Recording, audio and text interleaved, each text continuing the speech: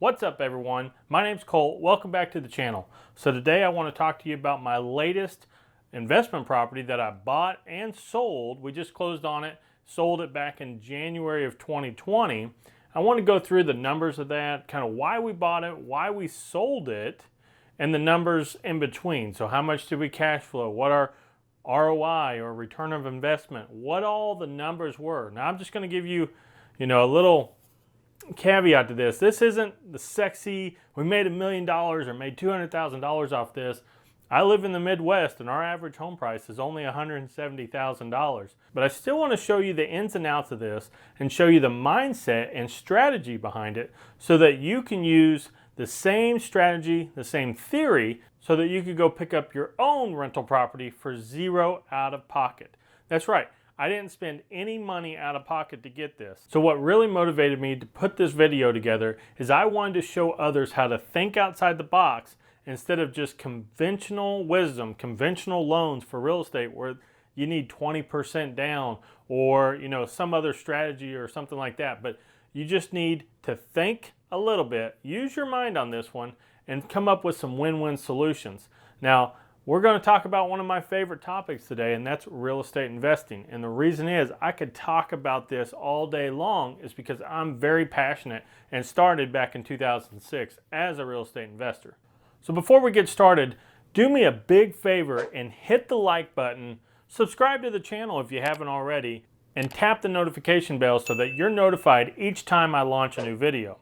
Now, my plan is to launch a video 3 times each and every week. Different topics, so be looking for that. And also in the comments below, let me know what you would like to talk about.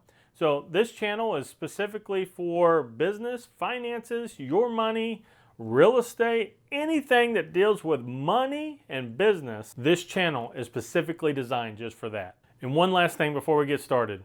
I've had a lot of people reach out, especially on my last video, and ask me what equipment I use specifically to make these videos. Well, I linked all the equipment in the description below, so make sure you check that out. And honestly, anything that you buy off those links goes to help build this channel, so I greatly appreciate it. I want to start off with a little bit of context. See, we bought this and closed on this property back in January of 2017, so just over 3 years ago, 3.5 years ago. But before that, we did what's called a lease option and leased the property from the previous owner for 6 months. And I'll explain how I structured that deal and everything going forward. So the opportunity came to me because this was actually a previous client that I sold the house to. I helped her find it, and she needed to sell it and move back to Texas in order to be closer to her grandparents and help them because of their health issues. So if you think that I'm lucky because I just happened to be in real estate and that deal kind of fell in my lap, you're right. See, I believe you get lucky when your preparation meets opportunity. I was prepared mentally because I have studied entrepreneurs and real estate investors that have gone before me, and I've learned strategies that they've used in order to put together win-win deals. And I just so happened I got into a career field that as a college dropout allowed me to make the most amount of money with my skill set, which is real estate. Speaking of being in real estate, if you are looking to start a career in real estate as well, no matter where you are in the world, reach out to me. My email's in the description below. If you haven't started yet, just looking to get your license, or if you're a struggling agent and just have questions, reach out to me by the email, and I would love to answer any questions to help you get started. I also just posted a video about this last week on what I did to get started as a real estate agent and how I was able to make $15,000 a month after my 2nd month in the business. So I'll go ahead and link that video in the description below, and it's probably popping up right here. So go ahead and check that out if you are looking to get into real estate yourself. So moving forward with this deal, my client purchased this home with cash about a year prior to her even needing to list it and go ahead and move on to Texas. So she came back to me and said, hey, I need to make the move, so let's go ahead and get the house on the market. And I told her, I had the conversation with her that, hey, look, the house really hasn't appreciated. You're not in the most desirable location in the Wichita area, so you're probably not going to be able to sell this thing for much more than what you bought it for, which was $75,000. So I did the market research and showed her the data, and sure enough, $75,000 was pretty much where the home needed to be marketed at. So we went ahead and put it on the market, and after about 3 days, we had a couple showings, but no offers yet.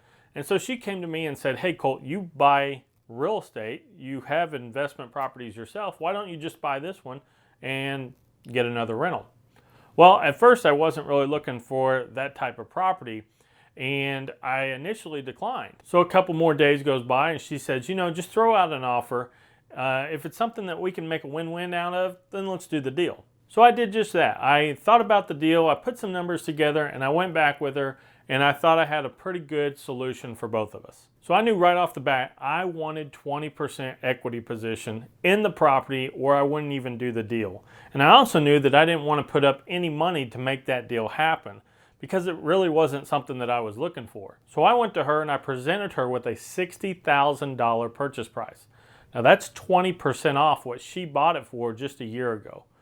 But I kind of came up with a win-win solution, because I said, hey, look, I will do what's called a lease option. So I want 6 months to lease this home, and I'll make monthly payments to you while I find the tenant. Well, I ended up renting that house out within a week, so that worked out really well. I told her that if the tenant was working out well, then I would go ahead and execute on the option portion of the lease option, which means that I'm going to go ahead and purchase the property.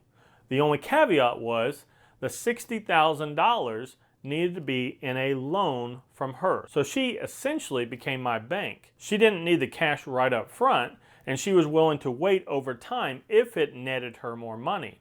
And it did. I'll go through the numbers here in just a little bit. So I told her I was willing to pay a 6% interest rate on this loan, which was substantially higher, believe it or not, than the interest rates at the time.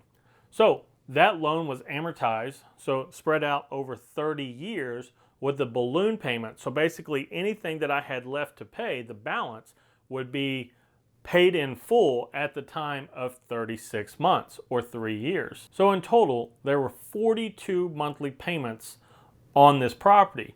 The 6 months for the lease option, and then we closed on it, and then I had 36 more payments at the regular mortgage rate that we agreed on. So the payments were $359.73 times 42 payments came out to $15,108.66. So at the end of the 3 years, I had a balloon payment, the balance due from the payments that I've made and the principal balance that I've paid down.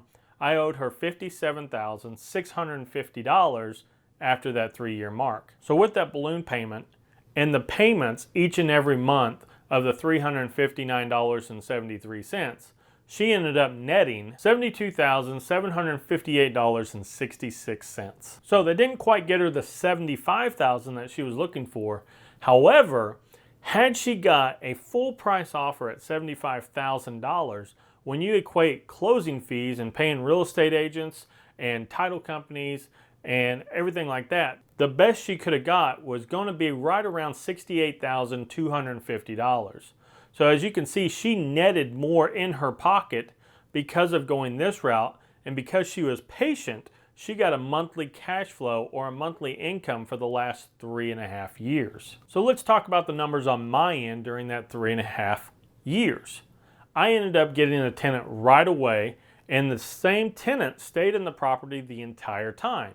I was very fortunate, but here's the key to that.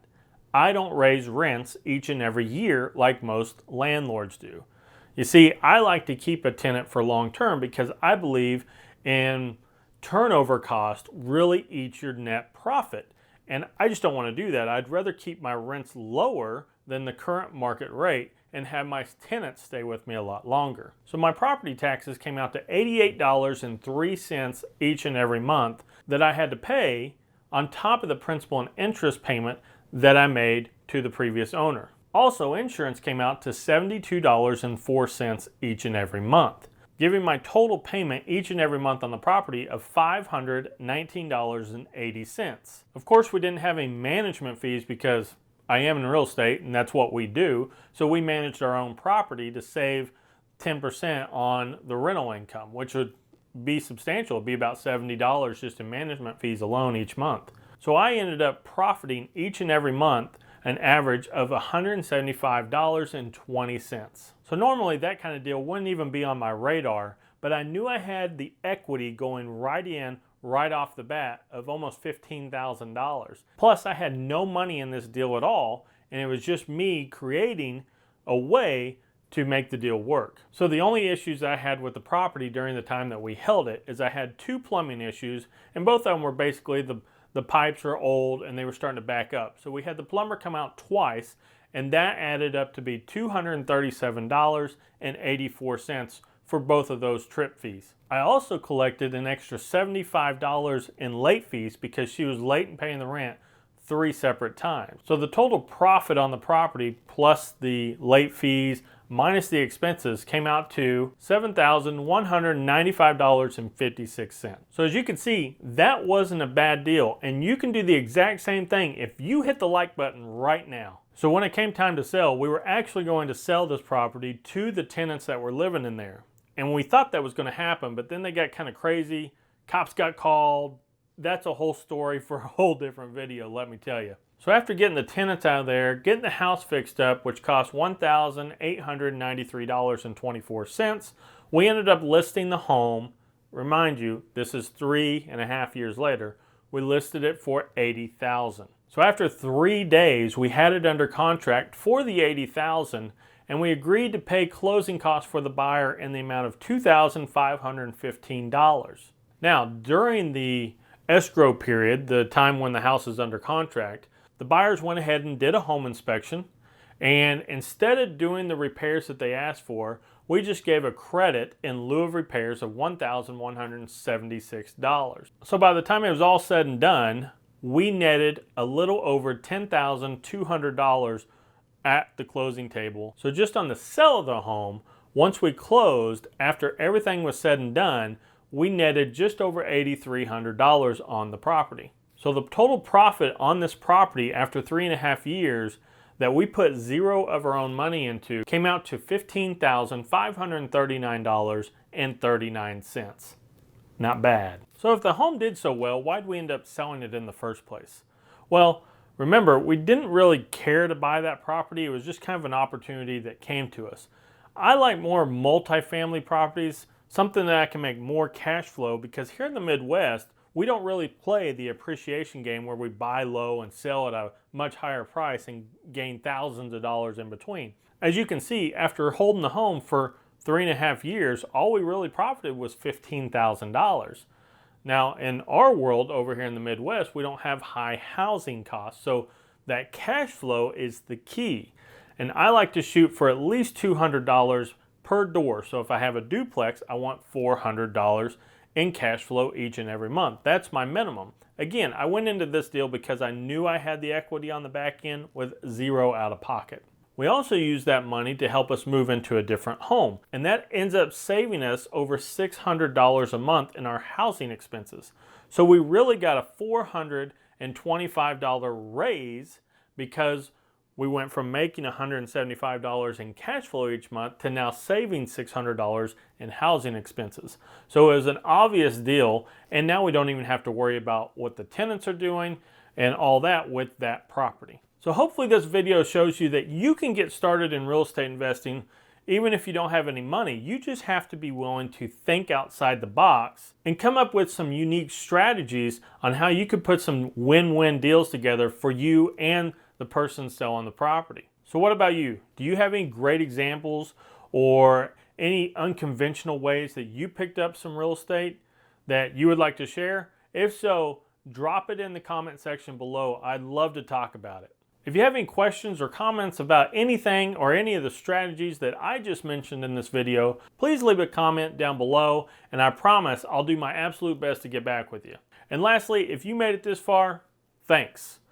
I'd ask for one more favor. Please hit the like button, subscribe to the channel, and ring the notification bell so that you're notified each and every time that I come out with a new video like this. So with that, guys, thanks so much for watching. Take care. We'll see you later.